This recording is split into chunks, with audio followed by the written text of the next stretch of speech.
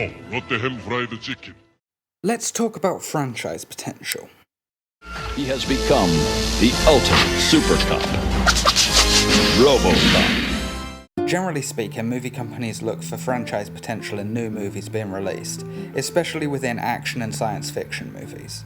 It's the reason so many movies released now are reboots of existing franchises. However, turning a movie into a franchise sometimes involves alteration of the source material. A PTSD-stricken veteran killing a bunch of asshole cops? Probably not the best franchise fodder. Turn him into a one-man army in the fight against communism and suddenly he's your cash cow. An endearingly low-budget haunted house splatterfest? Those tend to fade into obscurity. But an almost as low-budget comedy, action, horror, whatever about some dude with a chainsaw arm hacking his way through the armies of the undead, now that's some nice franchise building. Immortals decapitating one another until only one remains, wound tightly within a very self-contained story arc? No chance. Turn them into aliens from the planet Zeist, banished by the evil Lord Katana, now we're talking. And then we get to Robocop. A film filled with graphic violence, drugs, socio-political commentary, obnoxious sitcoms, and the most marketable to kids protagonist in the history of cinema. Just listen to his name, Robocop. It sounds like the movie should open with a shot of the fucking Hasbro logo. So now you've got this conundrum. You have a film that is loved for its violence and adult themes, and a character you know for damn sure you could sell to every kid on Earth.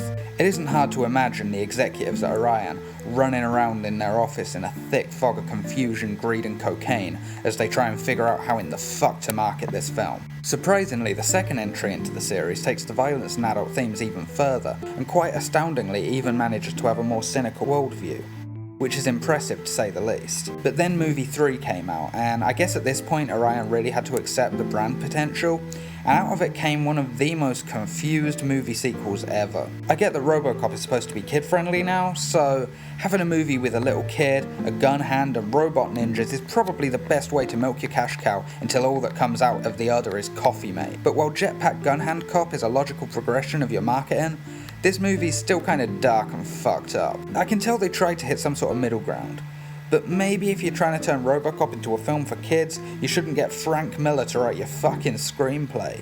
Hey, we need to turn this once violent series into something more family friendly. Who should we get to write it? Oh, I know. How about that dude who turned the Cape Crusader into a violent fucking psychopath? Fuck. A good chunk of the film follows Nico, who's basically Robocop's fucking kid sidekick with mad hacking skills. I know this series has never gone for realism. I mean, it's fucking Robocop. But even within the weird comic book reality of the series, a girl hacking into a military robot and giving it the complex and confusing command of be loyal as a puppy is stretching it a bit. Hell, it's stretching it a bit in this movie. And this movie, lest we not forget, features Robocop forgoing having an actual gun in favour of a cumbersome gun hand that he has to swap out for his actual hand every time he wants to use it. But that's still somehow less silly than this scene, in which a robot is able to correctly interpret the command, be loyal as a puppy. I don't even know what that means. Be loyal as a puppy? Puppies aren't at all loyal. Dogs can be loyal. Some of them, but puppies will go off with anyone because they're fucking puppies. You're basically saying be loyal as a toddler. Again, the biggest issue with this film is tone. The silly hacking scene is straight out of a kids movie, and it'd be absolutely fine had the filmmakers gone all out in making this a kids movie. But this scene is immediately followed by one in which the Splatterpunk gang are going around fucking murdering people. Quite a lot of people die in this movie. I mean, their deaths aren't quite as graphic as the first two installments, but they're just as frequent, and they're still happening on screen. The movie was PG-13, so I guess kids could have gone, but you don't see Iron Man shoehorning in scenes straight out of Three Ninjas High Noon on Mega Mountain, in between all the terrorist attacks. And yes, I watched Three Ninjas High Noon on Mega Mountain. I had it on video. Watched it all the time. Don't hate, fam. Alongside the tonal shifts, you also have the fact that Miller obviously wanted to continue the political commentary that was present in the first two installments. This leads to the jarring reality that you're watching a movie that was clearly made by corporate suits with a very blatant anti-corporate message. One really cool aspect of the first two Robocop films was the constant mention of gentrifying the slums of old Detroit and turning them into Delta City. Wow, I'm seriously only just realising quite how much foresight the first Robocop showed there. Like Torquay, which is the next town over from me, is a right shit heap, but they recently built these luxury flats that cost little under $1 million each to live in. And they brought in all these posh ass businesses on the seafront, making it look all fancy and shit. Fucking posh Mexican food that cost around 25 quid per head. Jesus, Mary and Jensen Button, that food caught me off guard. Fucking mental.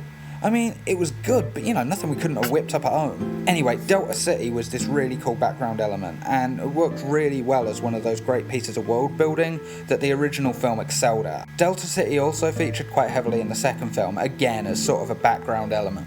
In Robocop 3, Delta City features as a major plot point, which honestly is a good way to round out your trilogy. I especially like that Delta City has been made possible due to a merger between OCP and a Japanese corporation. Now this is a sort of extreme version of gentrification, which means that there's a sort of forced slum clearance headed by OCP's rehab officers, which is another cool idea even if the rehabs wear the cheapest looking costumes ever. This had all the makings of a strong Robocop sequel that could have carried through the themes of the original, while fleshing out certain parts of the mythos and giving us a nice rounding out of the series.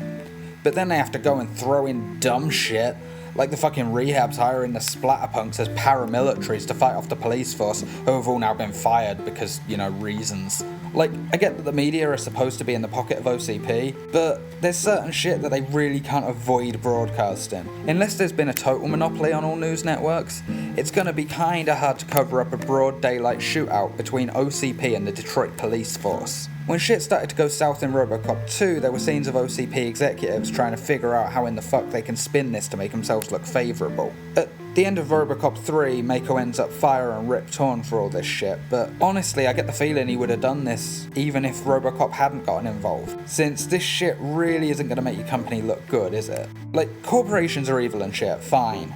That worked fine for the first two movies. But to portray OCP as evil to the point of actually being on some umbrella corporation levels as stupid, it's just a bit of a shame, honestly.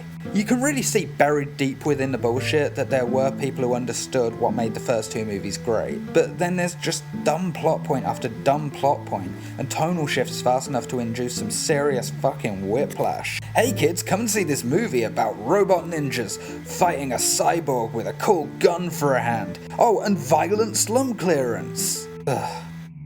It's just so disheartening that this isn't even the worst Robocop movie. It's like when you watch Highlander 2 and you're like, well, this is the bottom of the barrel for this series. Then you see Endgame and The Source and you wish you could go back in time and bludgeon yourself to death so that you can die never having experienced such heinous filmmaking. Actually, The Source is awesome. Terrible, but awesome. Endgame can suck a dick, though. Look, the bottom line with Robocop 3 is that it is the absolute personification of how studio involvement can utterly destroy the potential for a good movie, if not left in check. So I guess my final thought for this review is, Civil War sucked!